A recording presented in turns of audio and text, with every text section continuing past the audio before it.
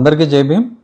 ఈరోజు రెండు రాష్ట్రాల్లో కూడా ఎక్కువ మంది చర్చించుకుంటున్న విషయం, ఈ మధ్య బాపట్లలో ఉన్నటువంటి ఒక పాస్టర్ గారు పెట్టిన ఎస్సీ/ఎస్టీ అట్రాసిటీస్ కేసుని ఏపీ హైకోర్టు వారు కొట్టేస్తూ ఇచ్చిన తీర్పు. దాని మీద ఆయన అప్పీల్కి వెళితే సుప్రీంకోర్టు వారు హైకోర్టు ఆ కేసుని కొట్టేయటం సమంజసమే. ఎందుకంటే మీరు క్రైస్తవ మతంలోకి వెళ్ళారు, 10 ఏళ్ళుగా పాస్టర్గా పనిచేస్తున్నారు కాబట్టి మీకు ఎస్సీ/ఎస్టీ అట్రాసిటీస్ యాక్ట్ వర్తించదు అని ఇచ్చినటువంటి తీర్పు గురించి అందరూ కూడా ఈరోజు మాట్లాడుకుంటున్నారు.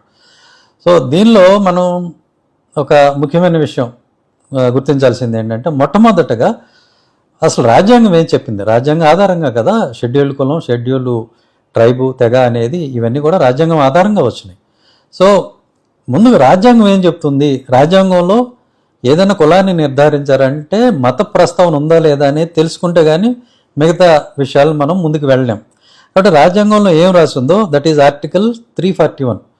దీన్ని యథాతథంగా నేను చదువుతాను. ఇందులో ఎక్కడైనా కూడా మీకు రిలీజియన్ అనే మాట వినపడుతుందేమో చూడండి.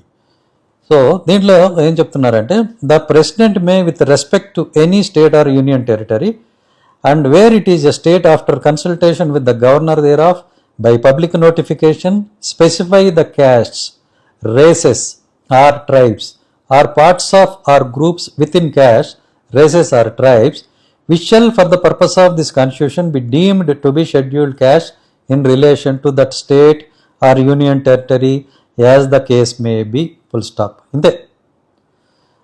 ఏమన్నారంటే సామాజిక వెసులుబాటు మాత్రమే, వివక్ష ఆధారంగా మాత్రమే ఏవి షెడ్యూల్డ్ క్యాస్ట్లు అనేది మీరు నోటిఫై చేయండి అని చెప్పి రాష్ట్రపతికి అధికారం దఖలు చేశారు తప్ప, ఇది షెడ్యూల్డ్ కులము అని చెప్పి చెప్పాలి అంటే ఈ మతంలో ఉండాలని మీరు చెప్పండి అని ఎక్కడా కూడా ఆర్టికల్ 341లో చెప్పబడలేదు. మీరు విన్నారు కదా, నేను ఉన్నట్టు చదివాను, ఏం మార్చకుండా.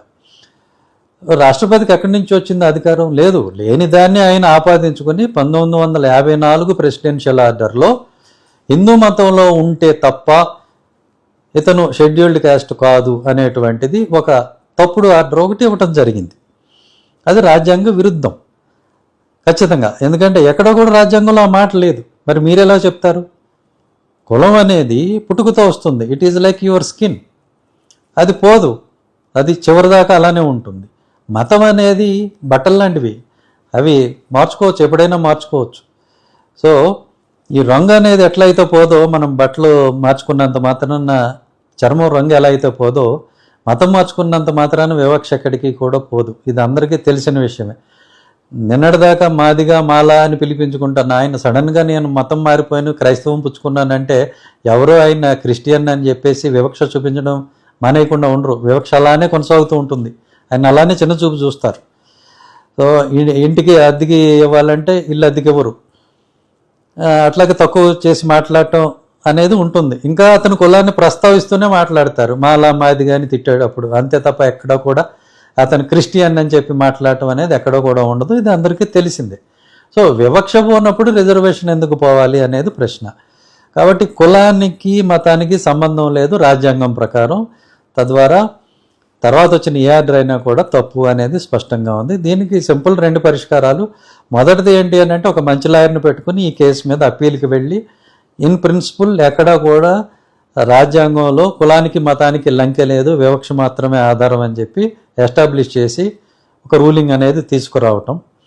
రెండవది, ఈ మన పార్లమెంట్, మనం అందరినీ మెంబర్స్ని పంపించేది పార్లమెంట్కి చట్టాలు చేయడం కోసమే. కాబట్టి వాళ్ళు ఈ విషయం మీద ఒక క్లారిఫికేషన్ ఉభయ సభల్లో ఇచ్చేస్తే సరిపోతుంది.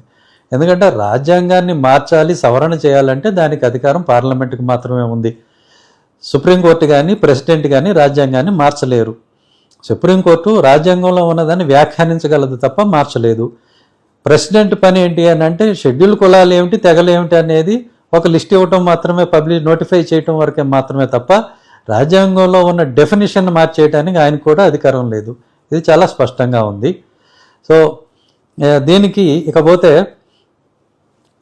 ఈయన కేసు, పాస్టర్ గారి పర్టికులర్ కేసుకు వచ్చేసరికి ఆయనకి ఎస్సీ/ఎస్టీ అట్రాసిటీస్ యాక్ట్ అనేది వర్తించదు.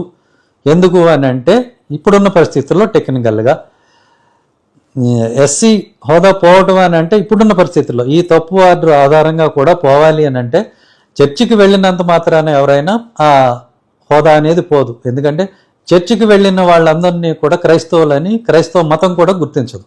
క్రైస్తవ మతం ఎవరిని క్రైస్తవులని గుర్తిస్తుంది? తమ చర్చికి వచ్చి బాప్తిసం తీసుకున్న వాళ్ళని మాత్రమే వాళ్ళని క్రైస్తవులని గుర్తిస్తుంది. కాబట్టి చర్చే క్రైస్తవుడిగా ఒక వ్యక్తిని ఒప్పుకోనప్పుడు చర్చికి వచ్చినంత మాత్రాన అతను బలవంతంగా క్రైస్తవుడని ఫోర్స్ చేయడానికి ఎవరికి కూడా అధికారం లేదు.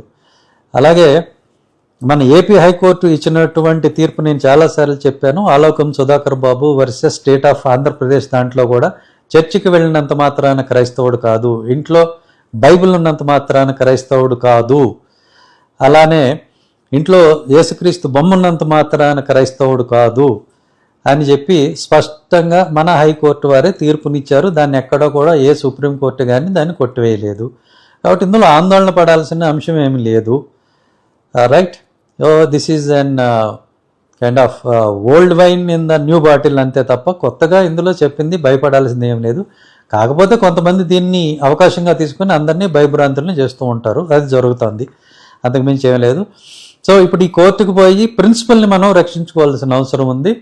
సో దానికోసం నేనేం చెప్తున్నా అంటే, బాధపడేది అందరూ కూడా పేదలు, ఈ రకరకాల క్రైస్తవ సంఘాలకి వాటికి ఏం చెప్తున్నారా విందామని వెళ్ళిన వాళ్ళే బాధలు పడతారు తప్ప వేరే ఎవరు కాదు.